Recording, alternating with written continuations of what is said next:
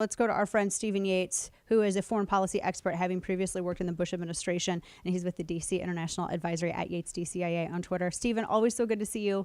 Welcome back to the show. I hope you had a great weekend.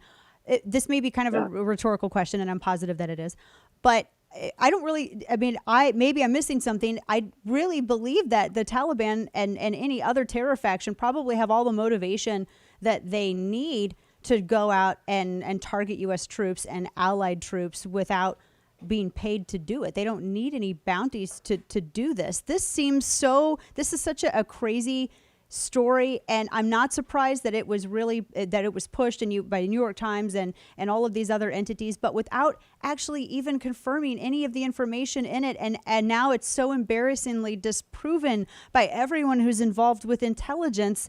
Give me your thoughts on this and why this way to attack the administration. Well, Dana, there's a lot to this. There's a lot wrong with it on the domestic side and a lot wrong with it on the foreign theater side of it.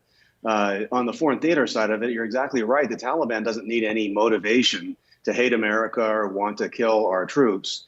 The odd part of this is why in the world would the Russians want to try to intervene there when the president's own strategy is let's find a way sooner rather than later to bring all of our troops home.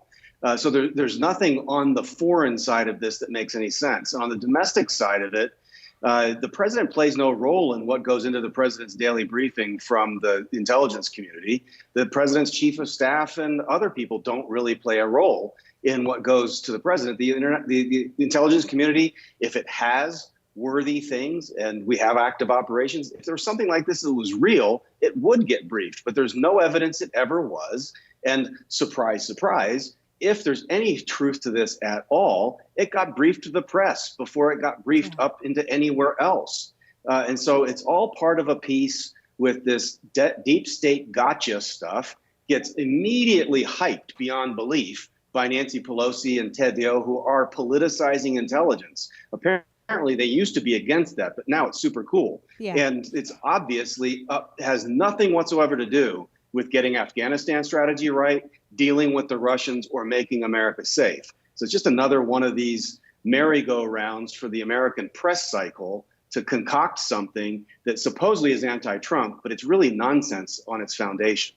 And it seems as though they expect that people won't ask, well, wait, were NATO member nations? Were they apprised of this before you guys decided to leak it to the press and make a big deal out of it? Because I'm wondering how many of these NATO countries started hearing that this was being hyped in the American media before they were even apprised of this information. Yeah, well, that's all true. I'd also love it if they asked neo-hawk Nancy Pelosi and Ted Lieu, so are you going to go out and have some kind of an assassination operation against Russian operatives? What exactly is your pushback against this allegation of some kind of a dark operation to assassinate our troops? None of it adds up operationally, strategically, or otherwise. It's all political warfare in the United States, which basically started before Trump was elected and has never stopped. You brought up something that is sticking in my mind, and it worries me greatly when you talk about the intelligence briefing, the daily briefings that are prepared for the president by members of the intelligence community. And we have so much with regards to deep state. I mean, how easy could it be for someone, and how widespread is it? I feel like I'm watching Quantum of Solace, James Bond, where it's an organization where it could even be the person in the room. It's the person preparing the briefing who would want to put